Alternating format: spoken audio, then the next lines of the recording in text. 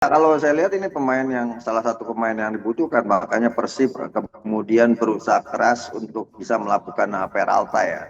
Bahkan sudah mau dibawa ke Monas, ternyata akhirnya pindah ke Gedung Sate Iya. karena saking dibutuhkannya oleh Persib Bandung. Meski demikian Peralta juga masih harus adaptasi ya, karena berbagai perbedaan antara Borneo FC dengan Persib.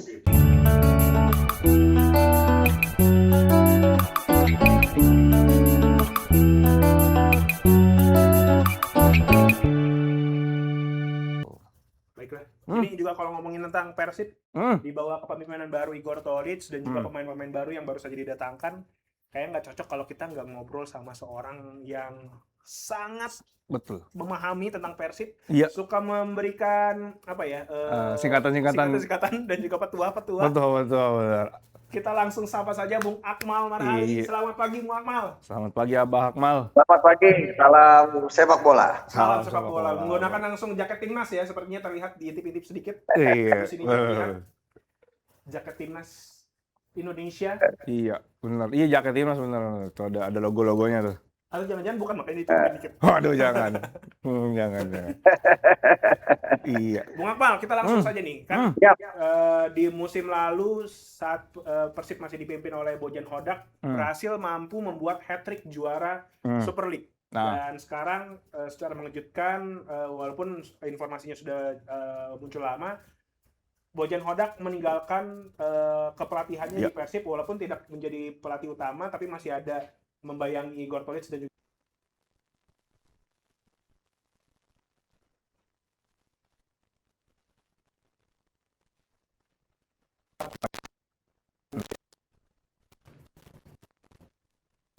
Ya, kalau musim ini ya, ini menjadi tantangan buat Persib Bandung ya. Karena tantangan ini menjadi sangat berat karena ada setidaknya 4 event yang akan diikuti oleh Persib. Selain Super League, ada AFC Champions League 2 yang babak kualifikasi atau playoff-nya akan digelar pada 31 Agustus 2026 melawan Manila Tigers. Kemudian ada juga Asian Club Championship dan satunya lagi adalah Piala Indonesia ya. 4 event yang harapannya adalah Persib bisa memberikan hasil maksimal. Dan tentunya untuk bisa mendapatkan hasil maksimal ini, persiapan harus matang dan juga kedalaman skuad juga harus maksimal. Dan itu sudah dilihat ya, kalau kita lihat sejauh ini Persib penampilannya di pramusim hasilnya cukup menjanjikan ya, karena kalau kita lihat mereka hanya kalah dari Persebaya Surabaya, itu pun di partai final Piala Presiden. Selebihnya mereka meraih hasil yang cukup bagus, termasuk juara di Bali United Challenge kemarin dengan mengalahkan Sabah 3-2, kemudian juga mengalahkan Bali United dengan mengalahkan Sabah 3-0 dan mengalahkan Bali United 3-2.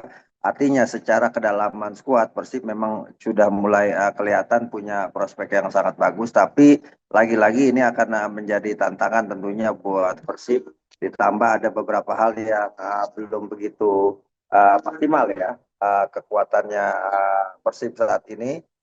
Karena kemarin ada beberapa pemain yang tidak bisa tampil karena membela tim nasional Indonesia. Jadi Persib punya waktu tidak begitu lama untuk bisa menunjukkan penampilan terbaiknya, tentu dengan mengalahkan Manila Tigers, tim yang tahun lalu juga dikalahkan Persib di playoff dengan skor 2-1.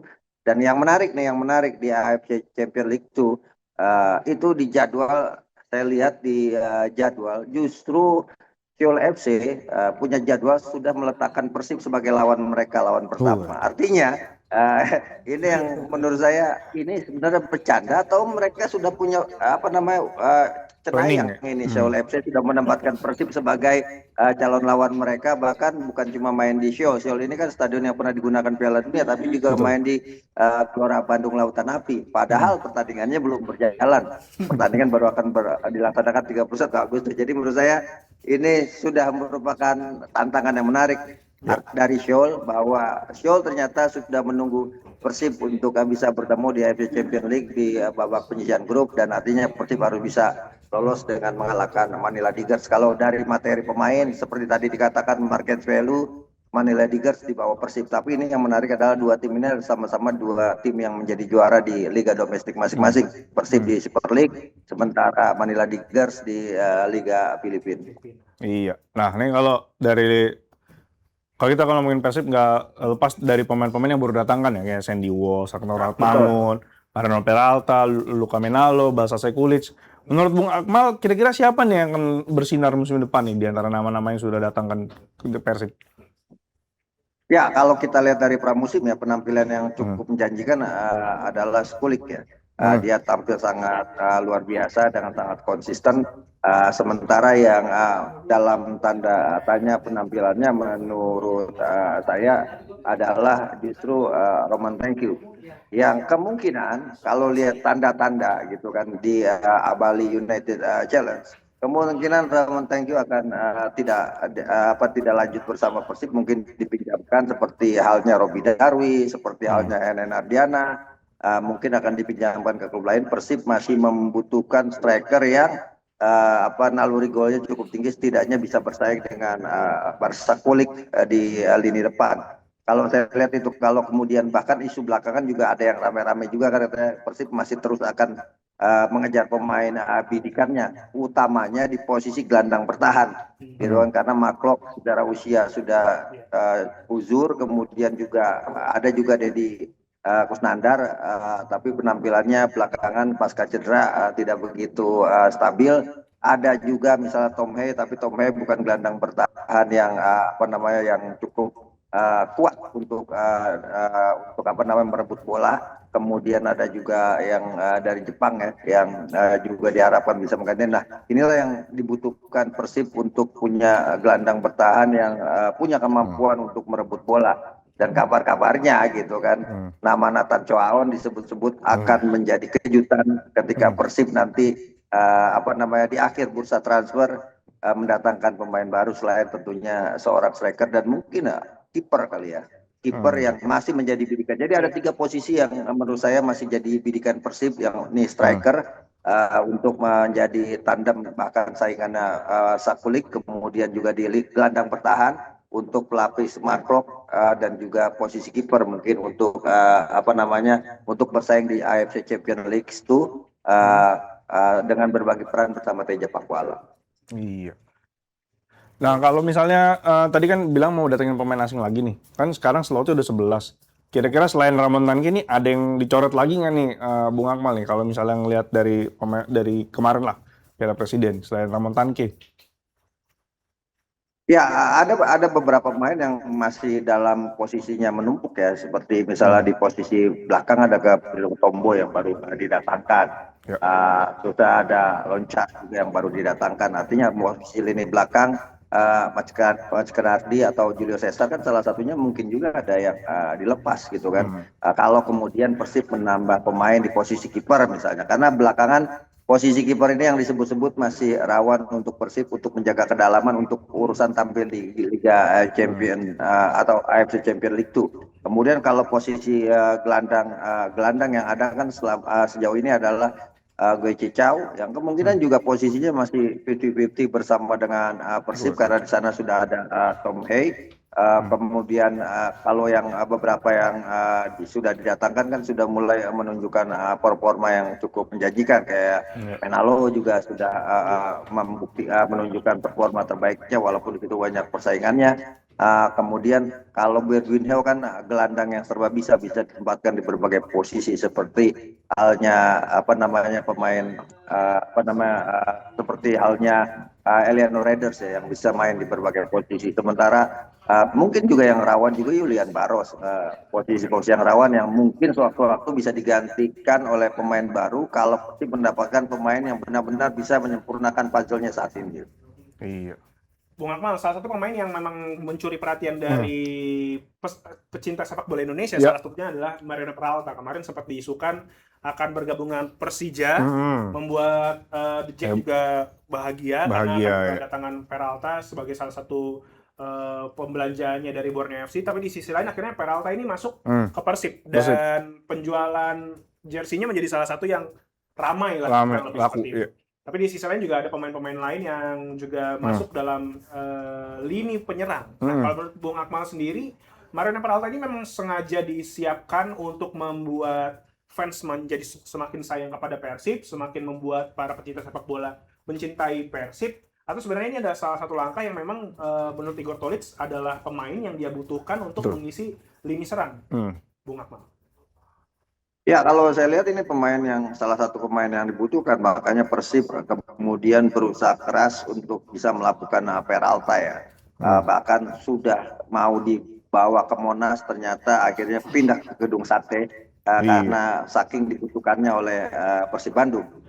Meski demikian Peralta juga masih harus adaptasi ya, karena berbagai perbedaan antara Borneo FC dengan Persib. Di Borneo FC dari sisi cuaca misalnya cukup panas, sementara di Persib kan lebih sejuk. Kemudian yang kedua yang membuat Peralta lebih memilih Persib dibanding Persija adalah memang keinginan dia untuk main di ajang Asia, dan itu yang dimiliki Persib dengan main di AFC Champions League 2 dibanding Persija yang tidak punya jatah untuk main di kompetisi kompetisi di luar, baik itu AFC Champions League 2 ataupun AFC Challenge League. Nah, ini yang membuat Peralta hadir. Tapi kalau kita lihat kemarin penampilannya di Bali itu kan, Peralta belum seperti Peralta yang bermain di Borneo FC. Artinya masih butuh waktu untuk beradaptasi. Artinya mungkin akan menggantikan posisi yang ditempati oleh Febri Haryadi, kemudian posisi yang ditempatkan oleh Tadi Ramdhani, atau sebagai gelandang serang di belakang striker Barka Sekulik yang bisa saja menjadi posisi ideal buat Peralta. Kalau kita lihat musim lalu, sumbang golnya cukup besar, kemudian asisnya juga cukup banyak. Ini yang kemudian diharapkan oleh Igor Tolic bisa membuat Persib lebih tajam dengan hadirnya Peralta sebagai penyerang dari lini kedua. Dan harapan besar ini memang dibutuhkan atau diinginkan untuk kemudian bisa diwujudkan dalam waktu dekat. Kita menanti Peralta berhadapan dengan Manila Tigers ya, ketika playoff yang akan digelar pada 31 Agustus. Namun satu hal yang juga menarik adalah pasca gagal di tim nasional Indonesia, ini juga perlu diberikan catatan adalah penampilan Tom Hey. Tom Hey agak emosional, bahkan belakangan misalnya di pertandingan melawan Bali United, dia sempat dikeluarkan wasit, bahkan tidak ikut selebrasi juara kan. Sementara di tim nasional dia sempat hampir marah-marah kepada supporter ketika mendapatkan kritikan usai bermain imbang 1-1 di Singapura. Artinya bahkan sekarang untuk menjaga ketenangan dirinya, dia kemudian menonaktifkan akun Instagramnya. Nah, kondisi dan situasi Tom Hey juga secara psikologi juga mungkin bisa menjadi salah satu problem yang bisa dihadapi Persib. Karena itu Persib butuh seorang psikolog atau peran psikolog untuk kemudian mengembalikan peran dan motivasi dari Tom Hey agar kembali kepada performa terbaik setelah berbagai gonjang-ganjing dan tekanan yang diterima sejauh ini, baik dari supporter maupun dari target-target yang dicanangkan baik di tim nasional maupun di Persib. Saya pikir ada problem non teknis yang di lini tengah saat ini yang ada, tapi saya pikir ini bukan problem yang terlalu besar ya, karena bagaimanapun Tom Hey udah kayak pengalaman main di sejumlah laga penting, sehingga kemudian problem yang justru dia lakukan saat ini dengan menonaktifkan Instagramnya itu menunjukkan bahwa dia sangat tahu bagaimana cara keluar dari masalah yang sedang dihadapi, karena belakangan memang Tom Hey sangat emosional. Ini yang mungkin menjadi PR buat Persib. Sementara Orat Mangun juga penampilannya belum begitu menjanjikan ya, bahkan tidak begitu baik ketika di Bali United Challenge. Nah, ini yang kemudian diharapkan peran Peralta bisa menutup apa yang kekurangan yang ada di Persib di lini serang tentunya. Nah, ini kan ngomongin lini serang, salah satu PR-nya Persib musim lalu adalah lini serang. Kalau kita lihat musim lalu Persib punya pemain Andrew Jung, Sergio Castel, William Marsilio, dan juga Ramon Tanke. Sekarang kan ada Ramon Tanke, ada Basa Sekulic, Luka Menalo, dan juga Ronald Mangun, serta Mariano Peralta. Menurut Bung Akmal ini perbedaan musim lalu dan musim sekarang jauh banget kualitasnya atau gimana nih?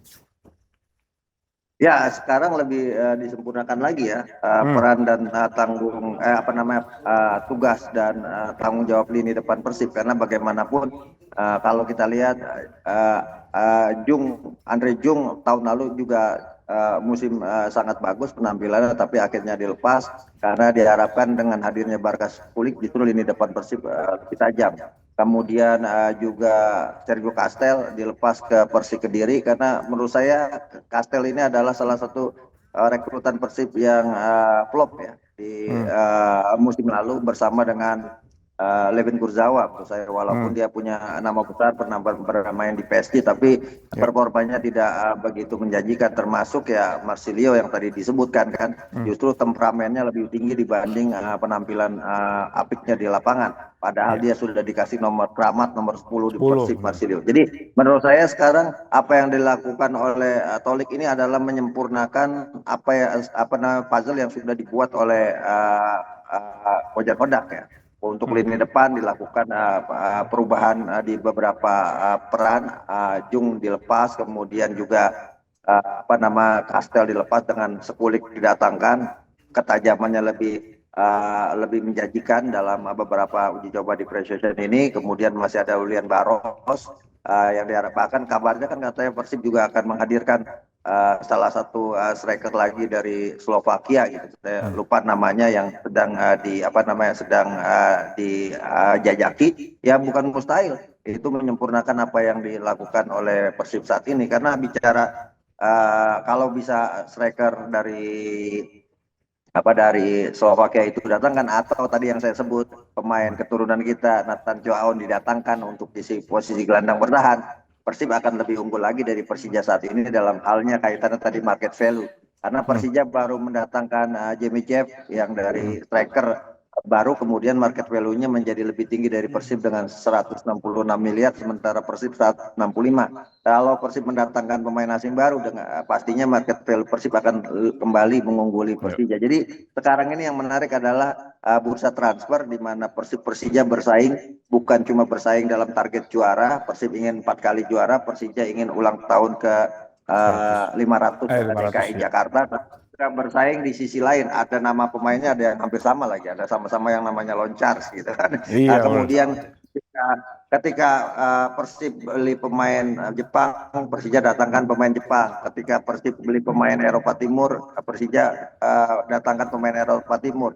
Sampai kemudian persaingannya di market value. Artinya tahun ini akan menjadi tahun yang dinanti-nanti oleh publik sepak bola Indonesia. Ada Persib yang main di 4 kompetisi, ada Persija yang tidak rela untuk kemudian Persib juara 4 kali, ada juga kuda hitam seperti Persebaya. 3 tim legendaris, 3 tim yang bersejarah yang bersaing nanti di di Super League tahun ini, dan ini yang membuat Persib tidaknya harus berpegang kepada satu pameo bahwa mempertahankan itu lebih sulit daripada merebut. Iya. Ayo, Bung Akmal jangan lupa ada juga Garuda Yaksa ya. Nah, benar. Di Super League ini katanya punya ambisi masuk 6 besar. Bung Akmal, kalau tadi udah ngebahas tentang lini serang, lini depan, kita coba ke lini belakang. Di musim lalu diperkuat oleh Franz Protos dan juga Barba yang kemarin sempat ingin cabut karena ada masalah keluarga. Akhirnya bisa bertahan, tapi belakangan akhirnya sudah berpisah dengan Persib. Sekarang diisi oleh Sandy Walsh.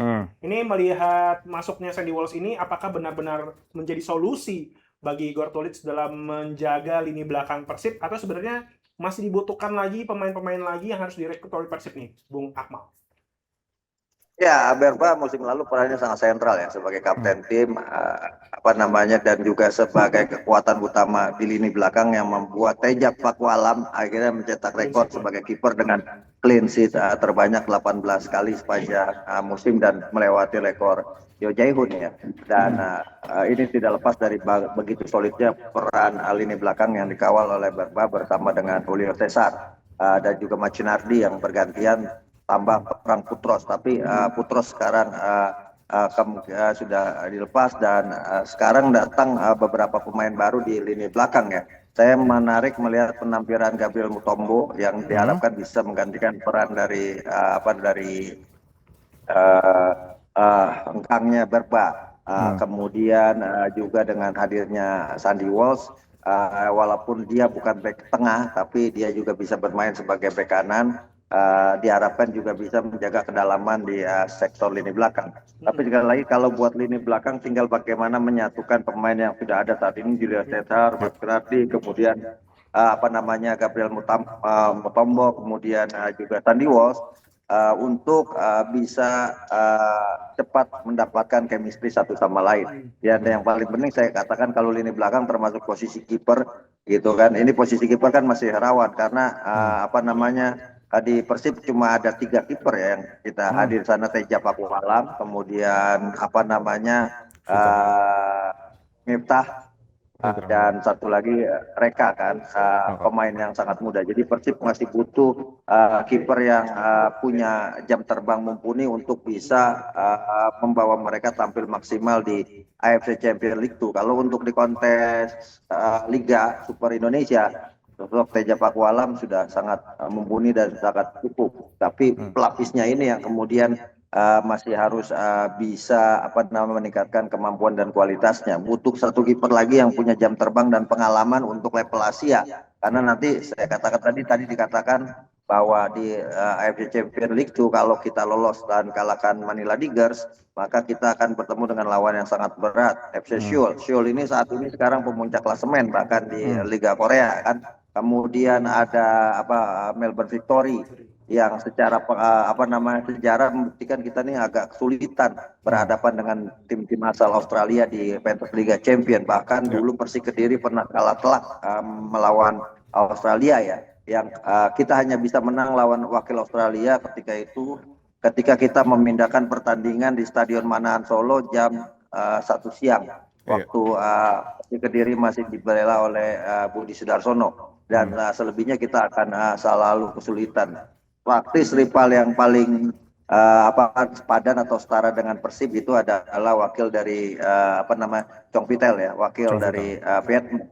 Tapi saya meyakini bahwa kalau Persib punya motivasi besar, kalau kemarin mereka lolos 16 besar, sekarang harus punya pasang target lebih besar lagi. Ini akan menjadi menarik kalau Persib jadi kuda hitam di AFC Champions League itu. Sekali lagi tadi seperti dikatakan oleh kawan-kawan bahwa ini bukan cuma sekedar kompetisi di level Asia, tapi ada uang besarnya dan juga punya peran untuk meningkatkan ranking Indonesia, klub-klub Indonesia di level Asia. Kalau Persib bisa berprestasi bagus di AFC Champions League itu, bukan mustahil musim depan atau 2 musim mendatang sudah ada wakil kita di AFC Champions League Elite ya, yang dimana wakil-wakil dari Thailand, Vietnam, Malaysia ada di sana, sementara kita negara besar tapi belum punya wakil di AFC Champions League Elite. Nah ini yang menjadi PR dan amanat itu diberikan sepenuhnya kepada Persib, selain juga kepada Borneo FC ya di AFC Champions di AFC Challenge League, yang diharapkan bisa mengangkat ranking klub-klub Indonesia di level Asia.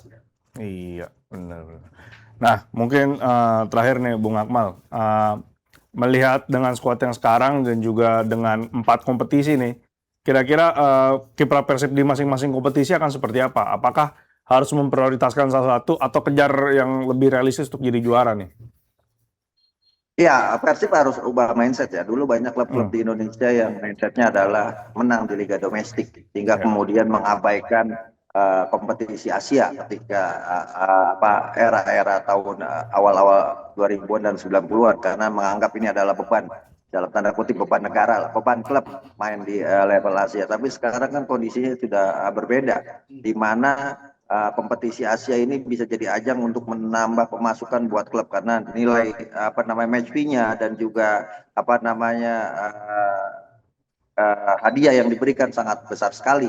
Bahkan bukan cuma di level AFC Champions League 2, di level conference dan juga bahkan di ASEAN Club Championship ada uang yang sangat besar yang kemudian diberikan kepada peserta yang berprestasi. Artinya ini juga sudah harus jadi pemikiran klub-klub sepak bola Indonesia. Dulu bahkan ada Bali United yang ketika harus tampil di level Asia di Piala AFC lebih memilih main di Piala Presiden gitu kan, ya, dengan alasan bahwa ini lebih bergengsi dibanding dengan Piala AFC. Tapi mindset ini sekarang sudah mulai berubah di klub-klub Indonesia, bahwa dengan hadiah besar, dengan potensi mendapatkan pemasukan besar, AFC Champions League itu menjadi pilihan buat klub-klub selain untuk meningkatkan pamor mereka di pentas sepak bola Asia, juga untuk menambah pundi-pundi uang, karena mengikuti AFC Champions League itu aja sudah mendapatkan match fee sebesar kalau tidak salah 2 miliar. Hanya untuk jadi peserta kita Persib sudah dapat 2 miliar, dengan catatan ya menang dengan lawan Manila Tigers di babak playoff, Persib sudah dapat 2 miliar. Untuk selanjutnya tingkatan berikutnya untuk jadi juara bahkan bisa dapat sampai 100 miliaran ya, dan ini kan yang kemudian bisa menjadi sumber pendapatan klub. Artinya ini pula yang kemudian di level Eropa dikejar oleh klub-klub Eropa kan, untuk juara Liga Champions, karena hadiahnya sangat besar. Dan buat Persib mindsetnya sekarang adalah ya harus kejar Asia gitu kan. Dan kalau Super League ya mereka sudah dengan mudah harusnya bisa mendapatkan dan mempertahankannya, walaupun pesaingnya pasti sangat berat. Dan di level Asian Club Championship ini juga menjadi tantangan juga buat Persib. Artinya apa? Igor Tolik ini harus bisa membagi peran para pemainnya, sehingga kemudian para pemain yang ditampilkan di semua ajang kompetisi yang diikuti semua tampil maksimal. Dan ini bukan tugas mudah. Tugas Tolik justru lebih belas dibandingkan Bojan Hodak ya. Tapi kalau dia bisa sukses, setidaknya dia akan levelnya akan lebih ada di atas dari Bojan Hodak, karena Bojan Hodak kemarin praktis hanya 2 kompetisi, Super League dan juga AFC Champions League itu. Artinya Tolik punya tugas yang sangat berat, manajemen tim juga punya tugas yang sangat berat, dan saya katakan tadi itu bursa transfer Persib belum berhenti, karena Persib butuh kedalaman skuad yang kuat untuk bisa mengarungi 4 kompetisi yang akan diikuti musim ini. Iya. Padat sekali agendanya Persib ya di tahun ini. Benar. Terima kasih Bung Akmal atas informasinya, juga akhirnya kita sedikit banyak paham mengenai persiapan Persib, apa saja yang masih dikurang oleh Persib, apa saja yang harus diperbaiki oleh Persib dalam rangka menatap musim baru dan juga ACL 2 yang akan datang. Terima kasih Bung Akmal atas informasinya, obrolannya. Selamat pagi, semangat selalu dan salam olahraga Indonesia.